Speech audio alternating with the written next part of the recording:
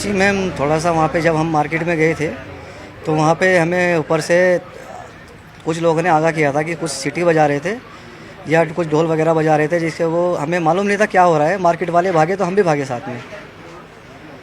तो उस टाइम पे मेरे 3 साथी थे, 3 लड़के थे, जो मैं उनको बोला कि तुम भागो, मैं गाड़ी घुमाऊँगा अभी। घुमाने में टाइम लगेगा, तो उनको मैंने भगा दिया। उसके बाद मैं गाड़ी घुमा के वहाँ से निकला, तो मेरे आगे लड़के थे, जो मेरे पीछे थे वो मेरे लड़के नहीं थे, मगर वो मेरे पीछे वाले तो नहीं बच पाए। जो मेरे आगे मेरे 3 लड़के थे, वो भी मिसिंग है अभी।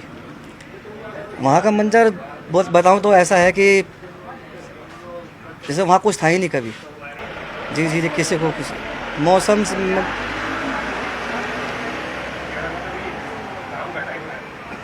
नहीं, नहीं, बड़ी मुसीबत का नहीं पता ना। मौसम तो ये था कि 2 दिन से बारिश थी। बारिश की वजह से वहाँ पे कुछ जो जो लोग काम करने जाने वाले थे, वो सब मार्केट में रुके रुके हुए थे, नहीं गए थे बाहर, अपने-अपने रूम में थे, जिसकी वजह से ज़्यादा नुकसान हुआ। और अनुमान नहीं था कि ऐसा कुछ होगा। गाड़ी से हम भागे, तो जब तक भी ये नहीं पता था कि ऐसा कुछ हो सकता है। ऊपर से मलबा आ रहा है, क्या आ रहा है, बस ये पता था कि भागना है। क्यों भागना है ये भी नहीं पता था। वो तो जब गाड़ी निकली हमारी, पीछे से मलबा आया, तब मुझे पता लगा कि ये क्या सीन क्या हुआ हमारे साथ, क्यों भाग रहे थे।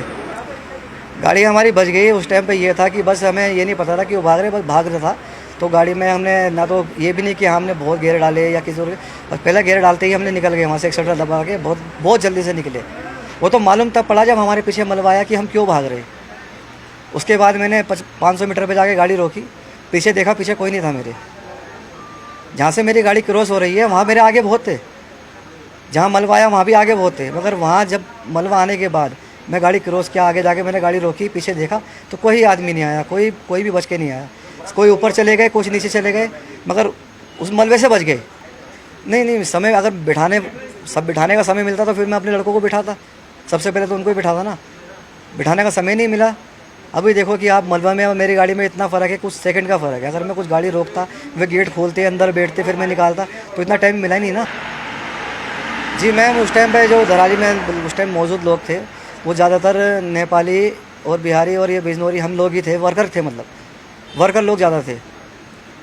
क्योंकि वहाँ पे इस टाइम यात्रा चल नहीं रही है, जिसकी वजह से गेस्ट नहीं आ पा रहे ऊपर।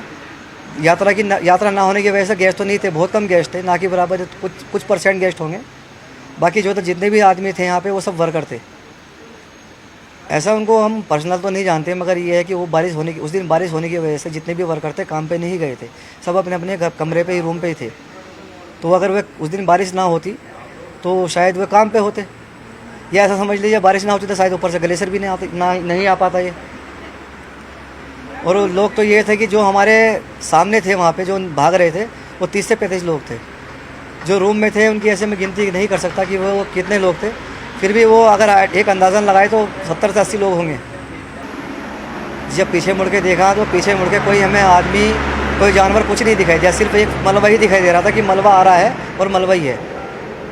ऐसा लग नहीं रहा था कि वो मार्केट थी कभी। तकरीबन जो वो धराली की उस टाइम उस मार्केट की आबादी थी, क्योंकि जो धराली गाँव है वो तो ऊपर था, मगर जो नीचे मार्केट की जो आबादी थी उस टाइम वो लगभग 70 से 80 लोग रहे होंगे वहाँ पर आसपास। ऐसा है कि जो ऊपर वहाँ पे जो गांव है ना, धराली गांव, वो ऊपर बसा हुआ है। नीचे जो थी वो मार्केट ही थी, होटल वगैरह, रूम वगैरह, ये दुकानें ही थी, वहाँ मार्केट ही थी नीचे। जो अपना जो लोगों ने अपना घर बना रखा था रहने के लिए, वो ऊपर ही बनाया हुआ सबको, सब ऊपर ही है। जो वहाँ पे लोकल लोग थे वो बहुत कम थे। आम दिनों में यही जो बाहर वाले अगर काम करते हैं वहाँ पे, तो यही 70-80 लोग रहते हैं, ज़्यादा बाहर वाले ही रहते हैं। जी, मलबा ही मलबा था।